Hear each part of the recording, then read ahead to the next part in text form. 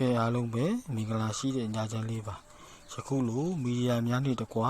ပြန်လည်ဖြေကြားခွင့်ရတဲ့အတွက်ကိုကျုပ်တို့ဘက်ကအလွန်ပဲဝမ်းသာပီတိဖြစ်ရပါတယ်ကျုပ်ကတော့ထိုင်းနိုင်ငံ 3D GMO ရုံးချုပ်ရဲ့တာဝန်ရှိသူကျုပ်ဦးစောထူအောင်ဖြစ်ပါတယ်ကျုပ်တို့16ရက်12လ2025မှာ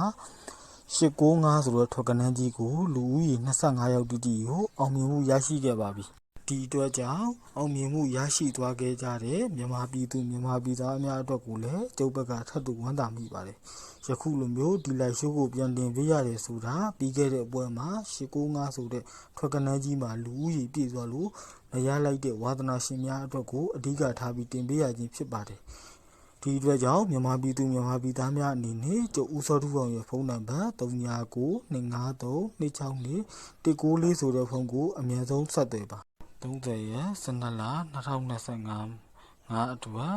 ထိုင်းချဲရီ6လုံးရဲ့နောက်ဆုံး3လုံးတိုင်း3D ထွက်ကနန်းကြီးကိုကျွန်တော်တို့ရုံးကပဲတရားဝင်ဆောင်ရွက်ပြီးသွားမှာဖြစ်ပါတယ်3D နဲ့ပတ်သက်ပြီးတော့အားလုံးကိုအဆင်ပြေစေခြင်းလို့လည်းအားလုံးကိုအောင်မြင်ခြင်းနဲ့ထွက်ကနန်းအစ်စ်မှန်ကိုလည်းအားလုံးရစေစေခြင်းနဲ့စိတ်ဆန္ဒနဲ့ကျွန်တော်ဦးစောထူအောင်တို့ဒီလိုက်ရှိုးကိုတင်ပေးရခြင်းဖြစ်ပါတယ်ဒါကြောင့်မြန်မာပြည်သူမြန်မာပြည်သားများအနေနဲ့